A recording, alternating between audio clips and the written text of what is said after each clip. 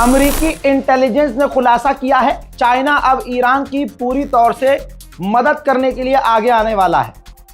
आसान भाषा में समझाता हूं, यह अमेरिकी इंटेलिजेंस रिपोर्ट है बिल्कुल अभी अभी की, जिसमें बताया है अमेरिकी इंटेलिजेंस ने कि पैसे से चाइना ईरान को मदद देने वाला है और मिसाइल और ड्रोन के कंपोनेंट्स, हथियारों के कंपोनेंट्स यानी पार्ट्स भी ईरान को देने वाला है। क्यों?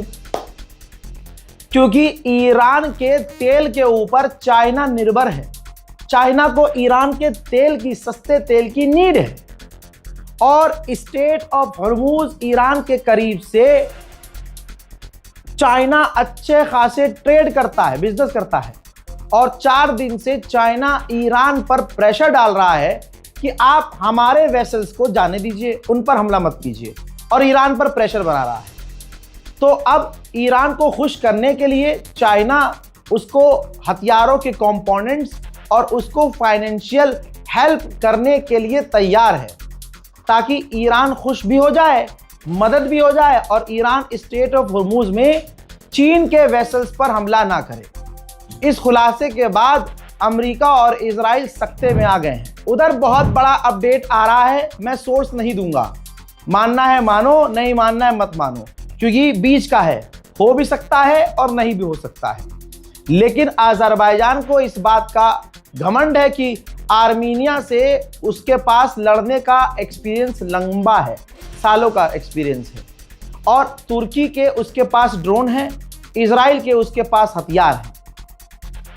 और ईरान ने जब अजरबैजान के इलाके में अमेरिका को निशाना बनाया, भले ही मिसाइल मारकर अजरबैजान ने रोक ली, एग्जाम्पल के तौर पे रोक ली, लेकिन भड़का हुआ है अजरबैजान। अजरबैजान ने अपने दूतावास जो ईरान में है उसमें अपने कर्मचारियों को वापस बुला लिया है और बॉर्डर पर ईरान के फौज और डिफेंस सिस्टम तैनात कर दिए हैं।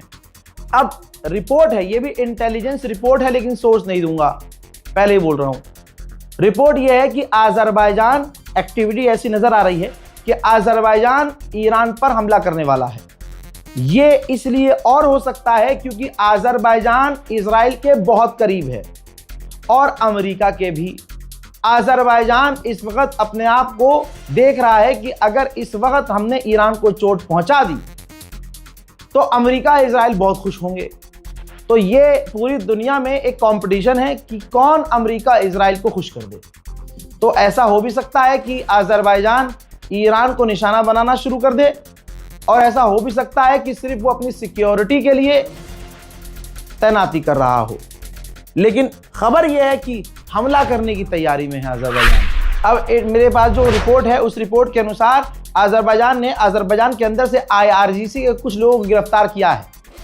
ऑफिशियल रिपोर्ट नहीं है, मेरे पास खबर है, लेकिन जो खबर सोर्स के साथ है जो मैं दिखा सकता हूं वो ये है।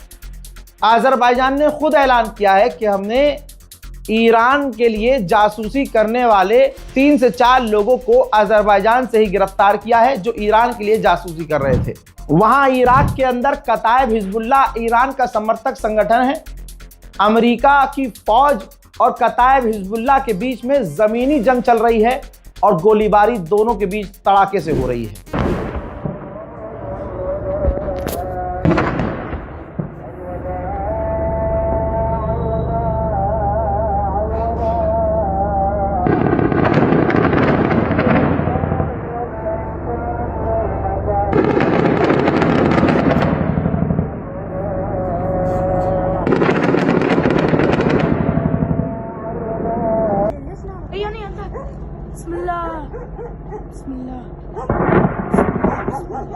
هذا الثاني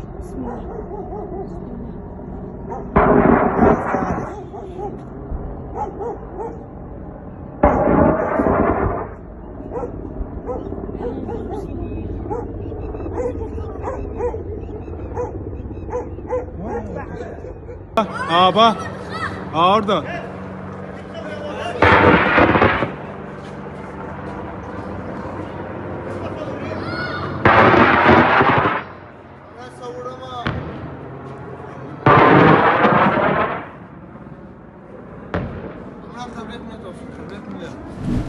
4 दिन पहले बताया था मैंने अमेरिका और इजराइल की स्ट्रैटेजी कि ईरान के अंदर जो पुलिस हेडक्वार्टर है, इजराइल उनको जानबूझकर निशाना बना रहा है ताकि तमाम ज़्यादा से ज़्यादा पुलिस हेडक्वार्टर को उड़ा दिया जाए, ताकि ईरान के अंदर जो मुसाद के एजेंट हैं वो जनता को भड़का कर प्रदर्शन करें और ऐसा प्रदर्शन करें कि सरकार गिराने की नौबत आ जाए और गिरने की नौबत आ जाए।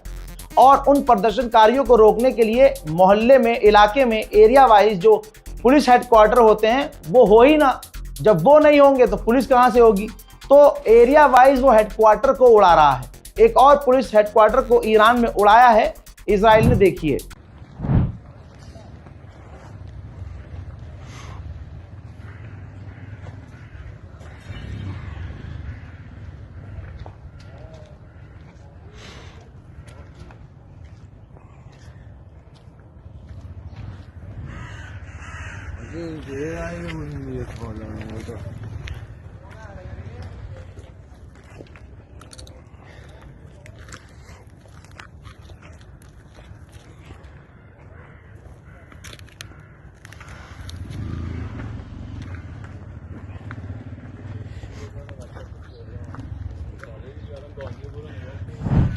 जो ईरान में रहकर पाकिस्तानी इन्फ्लुएंसर्स ईरानियन प्रोपेगेंडा एक तरफा चला रहे हैं, उनके मुंह पर तमाचा यह है कि ईरान में अलग अलग जगह पर हमले हो रहे हैं।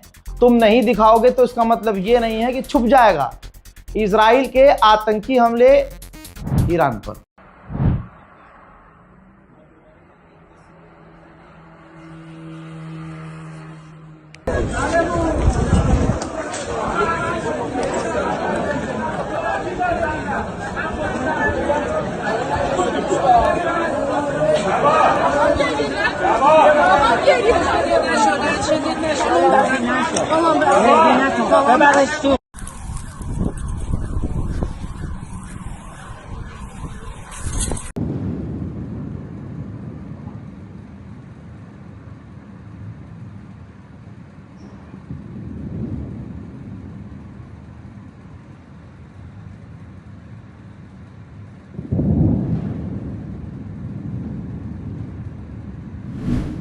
मामला यह है कि जिन इलाकों में ये इन्फ्लुएंसर्स, ईरान में रहने वाले लोग जो वीडियो बना रहे हैं कि यहाँ सब सही है, यहाँ सब सही है, वहाँ हमले नहीं हो रहे हैं।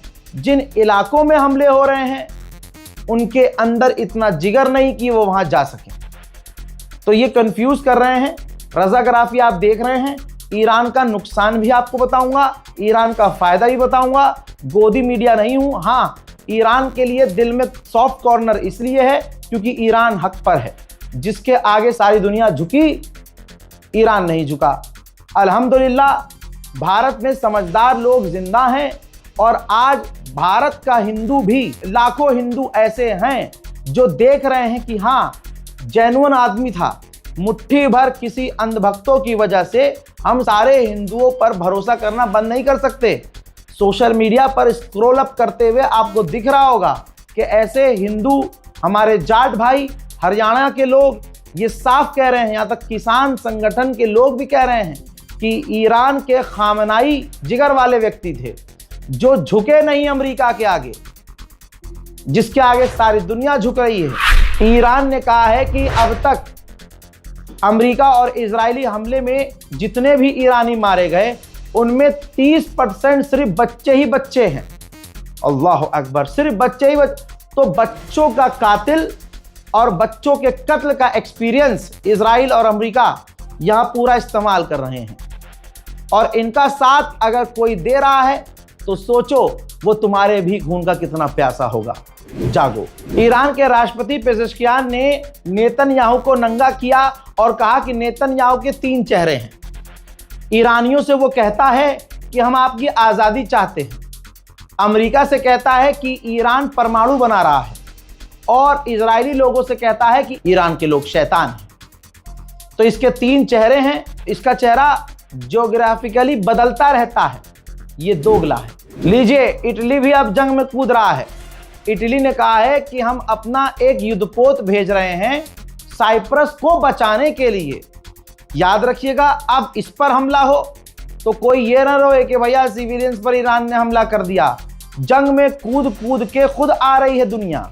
फिर जब ईरान मारता है तो कहते हैं कि बताइए हमारे लोगों को मार दिया, हमारा तो कोई मैटर ही नहीं था। दोस्तों, हर अपडेट में आपको बता रहा हूं कि कैसे कैसे एक अपडेट देता हूं, अगले अपडेट तक फिर तेल के दाम बढ़ जाते हैं। ग्राफ देखिए भाई, अब $94 पर बैरल तेल पहुंच चुका है और अगले अपडेट तक आप देखेंगे कि तेल के दाम और बढ़ जाएंगे। जो जो रजाग्राफी ने कहा है वो कर रहेगा। अमेरिका ने कहा है कि बहुत जल्द जो दुनिया भर के शिप फंसे हुए हैं स्ट्रेट ऑफ हॉर्मूज में, उन्हें बहुत जल्द एस्कॉर्ट करेंगे, वहां से निकालेंगे। अमेजॉन निशाने पर है ईरान के। पहले दुबई में अमेजॉन के डेटा सेंटर पर ईरान ने हमला किया। अब फाइनेंशियल टाइम्स ने भी कंफर्म कर दिया है कि अमेजॉन का जो डेटा सेंटर है, गल्फ की जो एआई ड्राइव है बहरीन में, उस पर भी ईरान ने हमला किया है। पूरे गल्फ देशों का डेटा इन्हीं अमेजॉन ड्राइव में है। तो भैया ये समझ लो आप कि ईरान अरबों का डेटा तक उड़ा रहा है।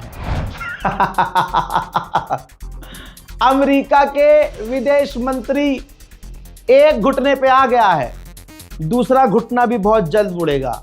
जो आदमी कल तक ये कह रहा था कि हमें रिजीम चेंज करनी है, हमारा मकसद है रिजीम चेंज करना, ईरान की सरकार गिराना और अपने पसंद की सरकार बनाना, ये सुनना है ना आपने? फिर क्या ही सुना आपने?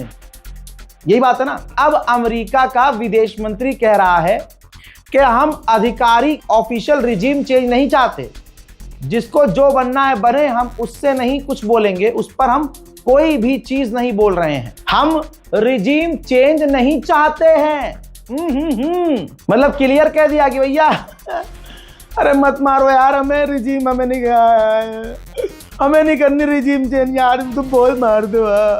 और कहा है कि ये जंग कुछ हफ्ते और चलेगी, यानी इनकी पिटाई अभी कुछ और हफ्ते चलेगी। उधर ईरान के पार्लियामेंट स्पीकर ने भी डोनाल्ड ट्रंप को नंगा किया है, नंगा। ये देखिए, इन्होंने ट्वीट किया और कहा कि ट्रंप को अभी तक रियलाइज नहीं हो रहा है कि उसने खुद को कितनी बड़ी मुसीबत में डाल दिया और अमेरिका की फौज को कितनी बड़ी मुसीबत में डाल दिया हमारे इमाम को मार के। और वो हमारे मुल्क पर वो तानाशाही करना चाहता है। अब अमेरिका के लोगों को समझ जाना चाहिए कि ईरान की किस्मत ईरानी लोग लिखेंगे और ईरानियों से ऊपर ईरान की किस्मत है। और ये ईरान के ग्रेट पीपल डिसाइड करेंगे कि उन्हें क्या करना है, ना कि कोई एप्स्टीन गैंग। जी हां, एप्स्टीन गैंग वाला हम पर राज नहीं कर सकता। एक एप्स्टीन वाला तो बिल्कुल सांस भी नहीं ले रहा है। तू समझा? हाँ। नहीं, तू समझा नहीं। उधर ईरान के ऑफिशियल ने बहुत तगड़ी बात बोली है भाई, लॉजिक है बात में। कहा कि अगर हम अजरबैजान पर हमला करना चाहते तो हम कोई छोटा मोटा ड्रोन लॉन्च नहीं करते, फिर तो हम बड़ा हमला करते। इजराइल ने कहा है कि यूएई के अंदर, दुबई के अंदर ईरानियों ने हमारे डिप्लोमेट को कत्ल करने की कोशिश की, हमने उन्हें बचाया है। भाई स्पेन का प्रधानमंत्री दिल जीत रहा है भाई साहब, जिगरा इसमें भी है। स्पेन के प्रधानमंत्री ने कहा कि अगर हम औरतों की, ईरान की औरतों की इतनी परवाह करते हैं तो उन पर बम गिराना अभी बंद कर दें। आय हाय। Por eso lo diré alto y claro, si de verdad creemos, y creo que creemos, si de verdad creemos en la libertad de las mujeres iraníes, la respuesta no puede ser más violencia. Tiene que ser más diplomacia, más apoyo a quienes luchan desde dentro y, por supuesto, más derecho internacional.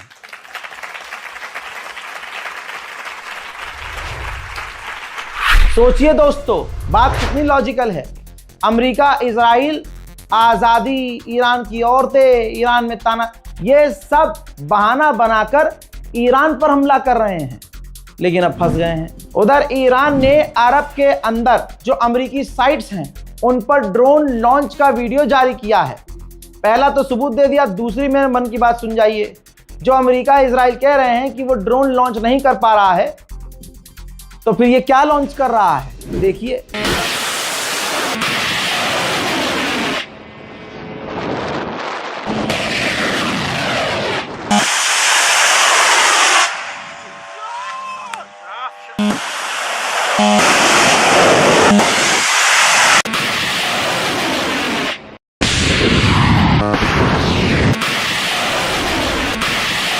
Allah Akbar.